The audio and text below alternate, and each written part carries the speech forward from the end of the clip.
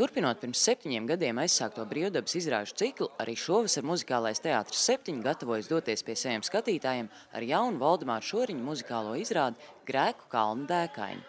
Pašas izrādes Latvijas brīvdabas estrādēs gan sāksies tikai jūlijā, bet jau maijā muzikālā teātra 7 radošā grupa pulcējās uz fotosesiju topošajai izrādei.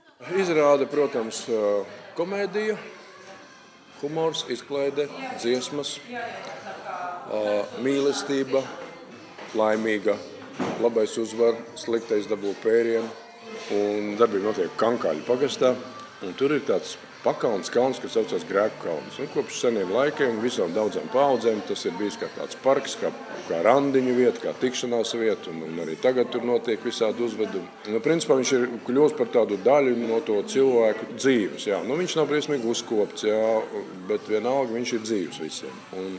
Protams, nāk īstie naudas laiki, un, protams, uzņēmīgi cilvēki tur redz lieliski iespēju izveidot skaistu spā kompleksu, jā, notīrīt visu no kokiem.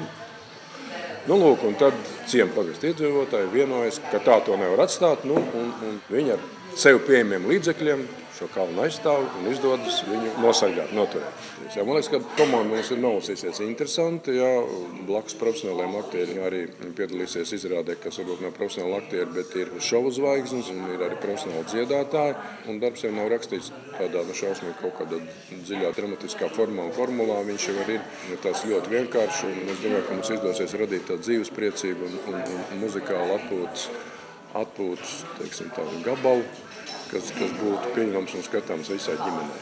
Scenāriju īstenībā nesen es dabūjusi, īsti visu es neesmu izlasījis, bet to sākumu vārds jau viena ļoti interesants, jo vārds ir Lindija, kas ir ļoti tāds nedzirdēts un kaut kas tāds jauns ar priekš manis un priekš visiem pārējiem kolēģiem. Tāds rezumē par to tēlu varētu būt tāds, ka tā ir vienkārši parasta lauka meitene, kas no darba nebīstās, kas var arī kleitā arī zāģēt kokus, tad ir ļoti radoša arī. Bet tajā pašā laikā viņa ļoti mērķiecīga, viņa zina, ko viņa grib.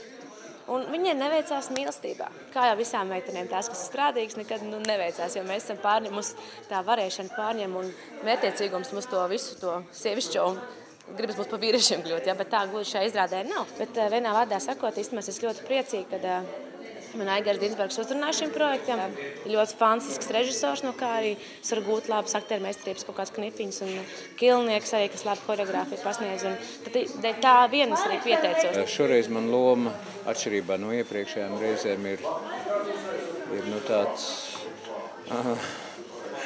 tāds grāmatu zintnieks, varētu sacīt, Latviju, ja, tāds, kuram interesē viss, kas notiek Latvijā, kas notiek pasaulē, kura interešu loks ir milzīgi plašs, sākot no Atlantīdas un beidzot ar babulīti, kas rāpo pat aciņu pretim un kurš ir viens, un kuram ir meita, un kurš viņu bezgalīgi mīl.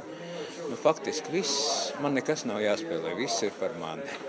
Знаете, я думаю, что этот спектакль будет самый трудный, потому что в прошлом году была очень шикарная у меня роль.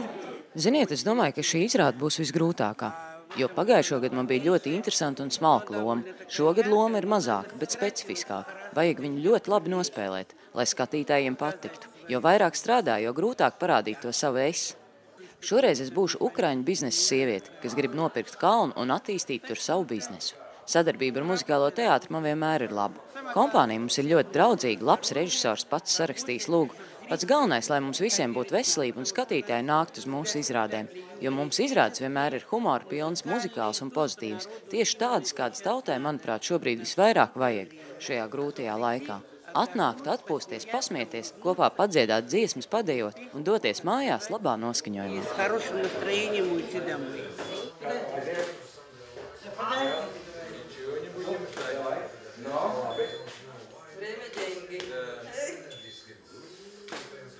Oh! Yeah!